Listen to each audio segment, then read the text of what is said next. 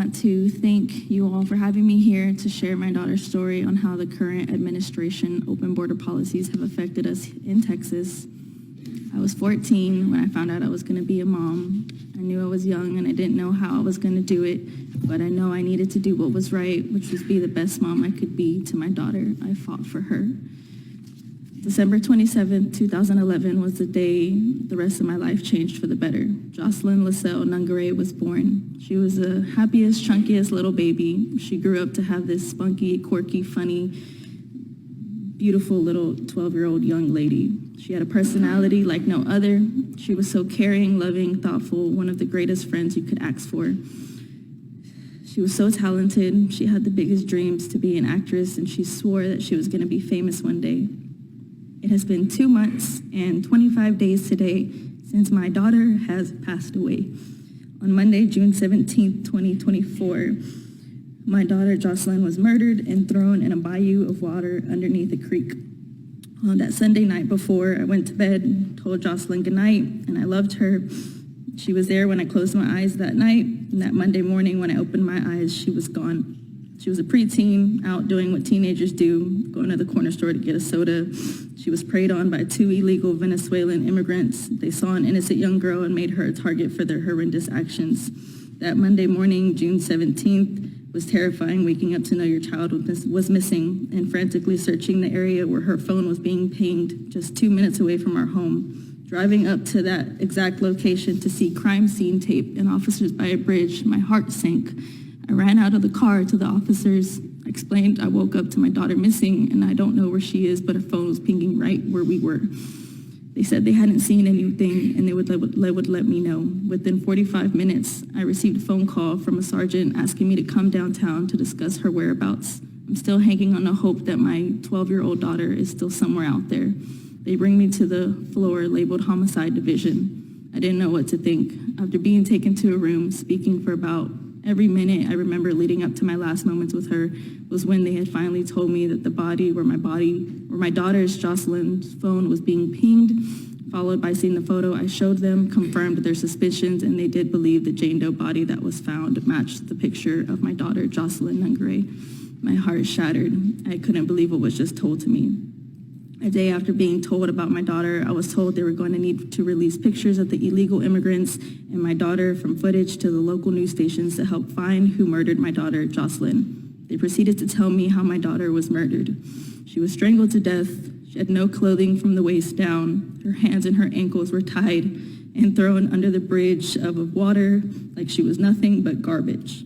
The community of Houston was the biggest support.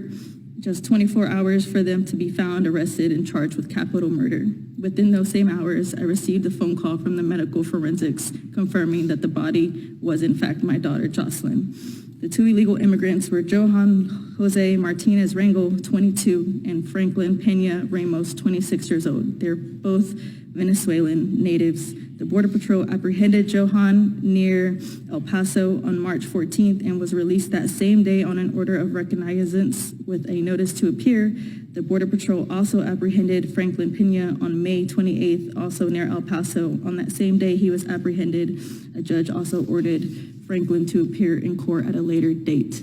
Because of the Biden-Harris administration open border policies catch and release, they were enrolled in the Alternatives to Detention program. This meant that they were released into the United States.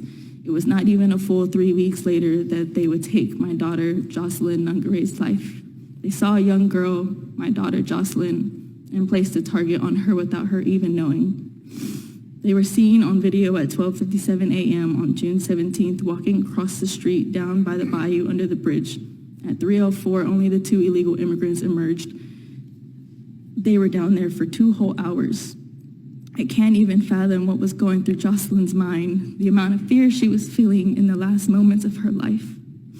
Franklin Pena confessed that they had did something bad, the fact that they knew that their faces were exposed all over the news. They were trying to ask their boss for money so they could leave town. It was told one of the illegal immigrants told the other one after they were finished to throw Jocelyn down in the bayou under the bridge to, quote unquote, get rid of any DNA. Individuals like that do not have a heart. They are nothing but monsters who are predators, and those are the kind of individuals that we so openly let in this country.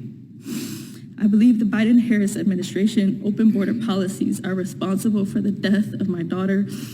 The program of the 2 illegal immigrants who were enrolled to failed my daughter. I'm here to use my voice and raise awareness of how broken our country has become with these open border policies. My daughter should have been able to safely walk across to the store knowing that she was going to make it home. In regard to our open border failed policies, I have been working closely with Senator Ted Cruz to push the Justice for Jocelyn Act of 2024, which would require ICE to fill every single open detention center bed before releasing immigrants who entered the country illegally, and to have GPS monitoring tracking for certain immigrants with strict curfew hours, restricting them from being able to be out all hours of the night, and immediately be deported with who violates the terms of their release. My daughter, Jocelyn Nungaray, was 12 years old. She was an innocent kid doing kid things. She did not deserve to have her life ripped away from her and our family. She had her entire life ahead of her. Because of these open border policies, I'll never get to see her start high school, go off to prom, walk down the aisle, get married, or have her own kids, or ever reach her full dreams. All of it's gone. I now and forever will continuously be her voice, and I will not stop fighting for Jocelyn. I come to you all as a grieving mother to please help make this country make a change for the greater good. This country needs to make a change. We need to properly secure our borders. We need to be able to have that security knowing we are safe in our own country. And most importantly, we need to protect our children. They are supposed to be our future. Thank you so much for your time and for the extra time. Thank you.